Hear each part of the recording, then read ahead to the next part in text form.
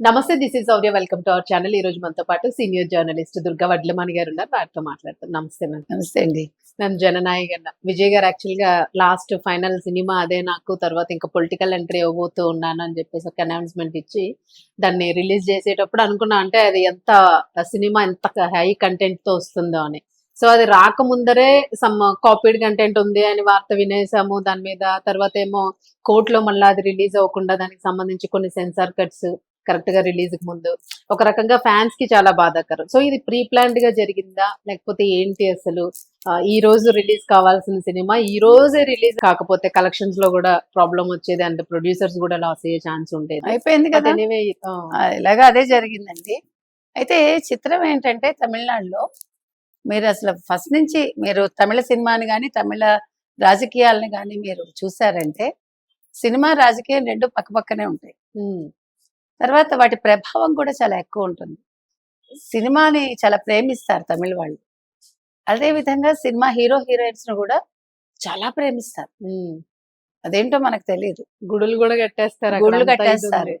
అసలు గుళ్ళు కాన్సెప్ట్ అక్కడే మొదలైనట్టుంది, హీరోయిన్లకు గుళ్ళు కట్టడం అనేది. అయితే మీకు అన్నాదురై లాంటి వాళ్ళందరూ కూడా సినిమాలకు పనిచేసిన వాళ్ళు. తర్వాత కరుణానిధి మంచి, ఆయన అసలు అద్భుతంగా కథలు రాస్తారు, సంభాషణలు రాస్తారు. ఆయన అసలు పరాశక్తి అనే సినిమా శివాజీ గణేషన్కి లైఫ్ ఇచ్చింది. అది అసలు ఆ వచనం మీరు విన్నారంటే, వచనం అంటే సంభాషణ, మాట్లాడే విధానం ఎంత అద్భుతంగా ఉంటుందంటే తమిళ్ మనం నేర్చుకోవచ్చు, శివాజీని ఎలివేట్ చేసినట్ల. అట్లా పూంపుహార్, అదే కన్నగి, అట్లా ఎన్ని అసలు ఆయన రాసినవి. రాధిక కూడా చాలా రాశారు ఆయన, రాధిక సినిమాలు కూడా రాధిక చేశారు ఆయన రాసినవి. అంటే కరుణానిధి అంటేనే మనకి, మీ అందరికీ రాజకీయ నాయకుడిగా తెలుసు, మాలాంటి వాళ్ళ అతనిలోని ఒక రచయితను కూడా గుర్తిస్తాం. కాబట్టి అదే విధంగా ఎంజీఆర్, అసలు ఎంజీఆర్ అంటే ఇంకా ఎంత పిచ్చి అంటే మీరు నమ్మలేరు. జయలలిత, ఇట్లా తీసుకుంటే కనుకైతే even Janaki Ramachandran, she was a heroine. Janaki MGR చేసుకున్నావిడ, అందరూ కూడా సినిమా వాళ్ళే. అయితే వాళ్ళు ఏంటంటేనండి సినిమాలతో పాటు రాజకీయాల్లోకి వచ్చారు. ఎంజీఆర్ కావచ్చు, జయలలిత అసలు రాజకీయాలని అనుకుని ఉండదు ఆవిడ. ఎప్పుడైతే నిండు సభలో ఆవిడ చీర లాగారో అప్పుడు ఆవిడ ఛాలెంజ్ గా తీసుకుంది. అది ఏమంటారు, అన్ఎక్స్పెక్టెడ్ గా జరగటం అంటాం. సో కొన్ని అట్లా జరిగాయి. అప్పట్లో కూడా సినిమాలు, ఎంజీఆర్ సినిమాలు ఆపించారంటారు. ఆయన డిఎంకే నుంచి బయటకు వచ్చేసాక ఎంజీఆర్ సినిమా రిలీజ్ కాకుండా ఆపడానికి డిఎంకే ప్రయత్నించింది అని. సో అది ఇవాళ కొత్త కాదు. అయితే ఇవాళ అసలు యాక్చువల్గా సినిమాని రిలీజ్ చేసి ఉండొచ్చు. 27 కట్స్ ఉన్నాయటండి ఆ సినిమాలో ఇవాళ. జననాయకంలో 50 సంభాషణలు బ్లర్ చేస్తున్నట్టు వినిపించకుండా. ఏం మేడం, అంటే అంత ప్రీ ప్లాన్ గానే ఉంటారు కదా? అంటే ప్రీ ప్లాన్డ్ అంటే అది అంత ఫుల్ పొలిటికల్, రాజకీయంగా డైలాగ్స్ ఉన్నాయని.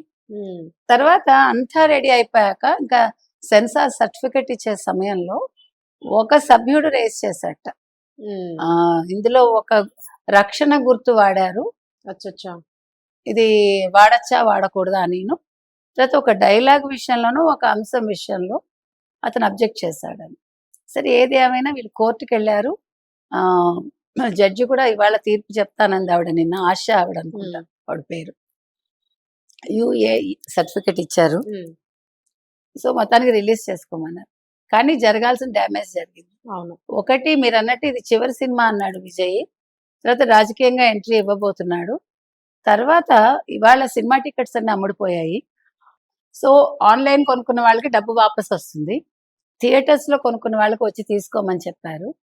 ఏది ఏమైనా ఈ జననాయకన్ అనేది ఇవాళ రిలీజ్ అయ్యి ఉంటే ప్రొడ్యూసర్స్ కంటే కూడా బయ్యర్స్ నష్టపోతారు ఎక్కువ ఇవాళ. మరి మళ్ళీ ఎప్పుడు వీళ్ళు డేట్ అనౌన్స్ చేస్తారో అనేది చూడాలి. సో మొత్తం మీద విజయ్ సినిమా జననాయకన్ ఏదైతే ఉందో, మీకు ఆ సినిమా పేరు ఇట్ సెల్ఫ్ జననాయకుడు తెలుగులో మనకి, అంటే నేను జననాయకుడుగా మీతోటి వస్తున్నాను అని ప్రజలకు సందేశం ఇస్తున్నట్టుగా ఉంది. అంటే నేను రాజకీయంగా నేను రాబోతున్నాను, మీరు ఆదరించండి అని ఇండైరెక్ట్ గా సందేశం కూడా ఉంది. సో ఇవన్నీ డిఎంకే భయపడిందా?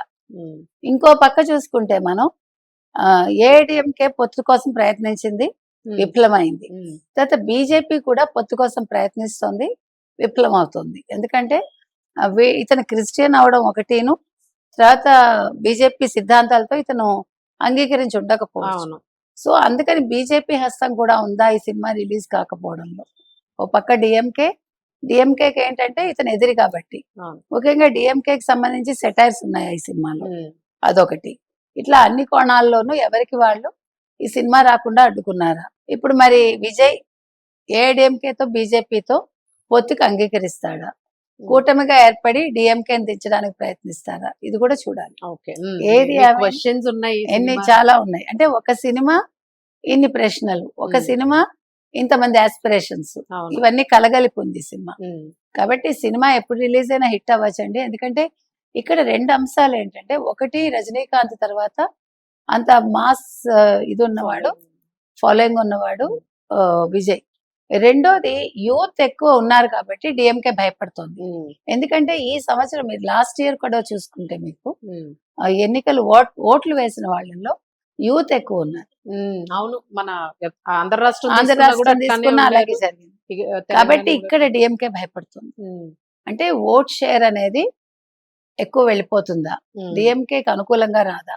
డిఎంకేకి ఇంకొక మైనస్ ఏం జరిగిందంటే, తిరుపరకుంద్రం విషయంలో ఏదైతే దీపం వెలిగించడంలో వాళ్ళు ఎంత వ్యతిరేకిస్తున్నారో, కోర్టు చీవాట్లు పెట్టినా సుప్రీంకోర్టుకి వెళ్తానంటుంది డిఎంకే. సో అది కూడా చాలా పెద్ద మైనస్ అవుతుంది. ఎందుకంటే మురుగన్ని చాలా ఆరాధిస్తారు తమిళులు. సో వాళ్ళకి 6 మురుగన్ దేవాలయాలు చాలా ముఖ్యమైనవి. సో ఆ విషయంలో కూడా మైనస్ అవుతుంది. వీటన్నింటికి తోడు ఇప్పుడు విజయ్ ఎంట్రీ, విజయ్ కనుక ఏఐడిఎంకే తోటి బీజేపీ తోటి కలిస్తే డిఎంకే మీద ఉండే కోపాన్ని వీళ్ళు ఓట్లుగా మార్చుకునే అవకాశం ఉంది. సో ఆ రకంగా వీళ్ళు ప్రభుత్వాన్ని ఏర్పాటు చేయొచ్చు. సో ఇన్ని ఆధారపడి ఉన్నాయండి. ఏది ఏమైనా జననాయకన్ హిట్ అయితే అవుతుంది, కలెక్షన్స్ పరంగా ఏ రకంగా ఉంటుందో చూడాలి. మ్యామ్ ఒక లాస్ట్ క్వశ్చన్, అంటే ఇలా ఇప్పుడు ఈ సినిమాకి మనం ఏదైతే ఈ ఇంపాక్ట్ చూసామో, గతంలో ఏదైనా ఇలాంటి సిచ్యువేషన్ వచ్చిందా పొలిటికల్ గాను, ఒక సినిమాని బేస్ చేసుకుని? బోల్డ్ కమల్ హాసన్ సినిమా ఆపేయడానికి చూసింది కదా జయలలిత. కమల్ హాసన్ ఉంది, అట్లా చాలా మంది ఉంటాయి. ఈవెన్ రజనీకాంత్ కూడా చాలా ఇబ్బందులు ఎదుర్కొన్నాడు ఒక టైంలో. అది మామూలే వాళ్ళకి, ఎందుకంటే జయలలిత ఎవరిని స్పేర్ చేయాల. ఆవిడకి నచ్చకపోతే దేర్ ఎండ్స్ ద మ్యాటర్. నాకు బాగా గుర్తు, అంటే ఇక్కడ అసందర్భం అయినా ఎందుకు చెప్తున్నానంటే, నాకు ఒక మంచి ఐఏఎస్ మిత్రుడు ఉన్నారు. నేను అక్కడ జర్నలిస్ట్ గా పనిచేసేటప్పుడు జయలలిత టైంలో కరుణానిధి యోగా నేర్చుకున్నాడు. నేర్చుకుంటే అప్పుడు 90 ఏళ్ల వయసు ఎంతో ఆయనకి, నాకు ఏజ్ గుర్తులేదు. ఇతను ఇన్ఫార్మ్ చేయలేదని ఈయన సస్పెండ్ చేసింది జయలలిత.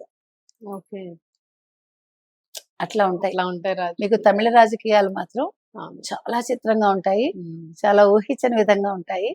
మనం అనుకుంటున్నాం ఇక్కడ, కానీ ఇదంతా వేస్ట్. అదే మన తెలుగు ఇండస్ట్రీతో కంపేర్ చేసుకుంటే తమిళ పొలిటికల్ అండ్ మూవీ మాత్రం చాలా బాండింగ్ ఉన్న, చాలా బాండింగ్. ప్రజలు ఏంటో పిచ్చి వాళ్ళకి, అవునా, అది ఎందుకో మనకు అర్థం కాదు. బట్ కమల్ హాసన్ వెనుకడుగు వేశారు అనుకోవచ్చు, కానీ విజయ్ మాత్రం వెనుకడుగు వేసేట్టుగా ఏం కనిపించలేదు. స్ట్రాంగ్ గా కమల్ హాసన్ నేను దేశాన్ని వదిలి వెళ్ళిపోతా అన్నాడు కదా, అంత దూరం గట్స్ అయితే విజయ్కి ఉన్నాయి. చూద్దాం అసలు ఎలా రియాక్ట్ అవుతారు. అందులో విజయ్ కరూర్ స్పీచ్ అవన్నీ విన్నారు కదా, ఆడుకున్నాడు స్టాలిన్ ని.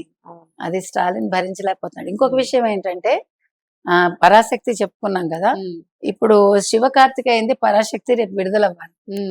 సో అందులో కథ ఏంటంటే, 1960s లో హిందీ ఉద్యమం వచ్చినప్పుడు అన్నాదురై వీళ్ళందరూ ఉన్నారు. అప్పుడు కరుణానిధి యాక్చువల్ గా పెళ్లి చేసుకోవాల్సిన వాడు, పెళ్లి చేసుకోకుండా తాళి కట్టకుండా ఆయన ఉద్యమంలోకి వెళ్ళిపోయాడు, హిందీ ఉద్యమంలోకి. ఆ టైంలో చెరియన్ అనే ఒక క్యారెక్టర్ వస్తుంది. ఆ క్యారెక్టర్ ఆధారంగా ఈ పరాశక్తి క్యారెక్టర్ ఉంటుంది. సో రేపు అది రిలీజ్, అది కూడా మరి ఇబ్బందులు ఎదుర్కొంటుందా, రిలీజ్ అవుతుందా? రిలీజ్ అవ్వచ్చు, ఎందుకంటే దాన్ని స్టాలిన్ కొడుకు ఉదయనిధి స్టాలిన్ తీసుకుని వాళ్ళ బ్యానర్ మీద వస్తుంది. సో అది కూడా దాని ఇంపాక్ట్ ఎలా ఉంటుందో జననాయకన్ మీద చూడాలి. Right, thank you.